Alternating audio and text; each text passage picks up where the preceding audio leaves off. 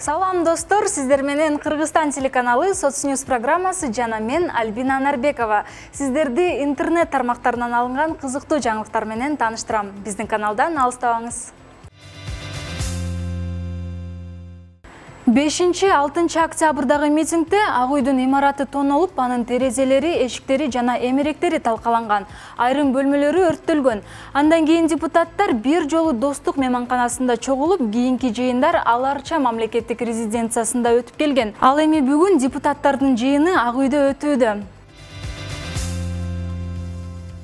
Бүгүн 12 ноябрда манасчы Дөөлөт Сыдыков өз өнөрүн Гиннестик рекордтор китебине киргизүү максатында дастан айтууда.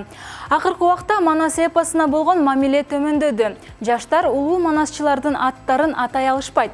Ошондуктан Гиннес рекордтор китебине кирүүнү максат кылдык деген манасчы Дөөлөт Сыдыков. Манасты 12 сааттан ашык убакытка чейин айта тургандыгын белгилеген. Манас кыргыз элинин улуу баатырдык эпосу. Дүйнө жүзүндөгү эң чоң поэма болуп эсептелген Манас эпосу 500.553 ырсабынан турат. Гиннестер рекордуна каттатуунун бир максаты 130 мамлекетке биздин Манасты таанылтуу, даңктоо, барктоо, кыргыздын ким экенин дүйнөгө таанылтуу деп эсептесек болот. Бул баягы Гиннестер рекорд китебинде ушул именно Манас боюнча раздел жок экен. Тилекке каршы биз ушуну мына биринчиден болуп заявка бердик десек болот, кабыл алынды. Россия мусулмандар дин башкармалыгы башка диндин өкүлдөрү менен никеге туруу мүмкүн эместиги жөнүндө теологиялык корутунду чыгарды. Конфессия аралык, анын ичинде христиандар жана иудейлер менен Россия аймагында никеге турууга болбойт. Айрым учурларда гана жергиликтүү муфтийдин чечими менен бардык учурларды эске алып, уруксат берилиши мүмкүн деп белгиленген документте. Россия муфтияты дагы бир фатвасында нике кыюу жөрөлгөсү милдеттүү түрдө кыздын мыйзамдуу опекундары жана катышуусу керек экенин белгилеген. Документте мындай чечим үй бүлө курууда мусулманды жоопкерчиликке чакырган баалуулуктарды сактап калуу максатында кабыл алынганы жазылган. Опекундар жөнсүз себептерден улам никеге тоскоол болбошу керек.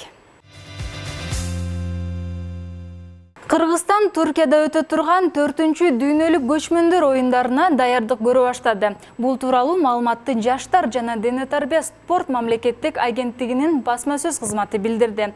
Маалыматка ылайык, аталган агенттиктин директору Канат Шабданбаев улуттук курама командалардын даярдыгы менен таанышып чыккан. Жыйындын алкагында спортчулардын жалпы даярдыгы каралып, оюндардын түрлөрү текшерилген. Дүйнөлүк көчмөндөр оюндары бул Кыргыз мамлекетинин эл аралык деңгээлдеги эң ири долбоор.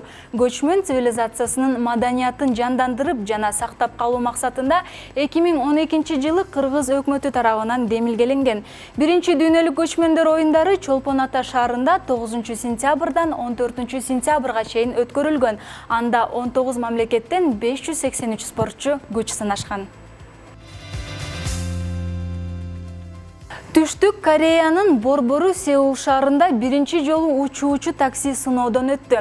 Бул тууралуу чет элдик жалпыга маалымдоо каражаттары жазып чыгышты. Маалыматка караганда, сыноодон өткөн учуучу таксинин айдоочусу жок. Ал атайын К-дрон системасы менен ишке ашырылган. Аталган иш-чара кечээ 11 ноябрда болуп өткөн. Бул дүйнөдө биринчи жолу учуучу таксиге өткөрүлгөн сыноо болду. Ал 50 метр бийиктикте 2 чакырым аралыкта учту. Азырынча 2 жүргүнчүгө гана ылайыкталган. Келечекте 8ге чейин көбөйтүлүшү мүмкүн. Үйлөнүү үлпөт той башка тойлордон айырмаланган өзгөчө жашоодогу эң маанилүү тойлордун бири эмеспи?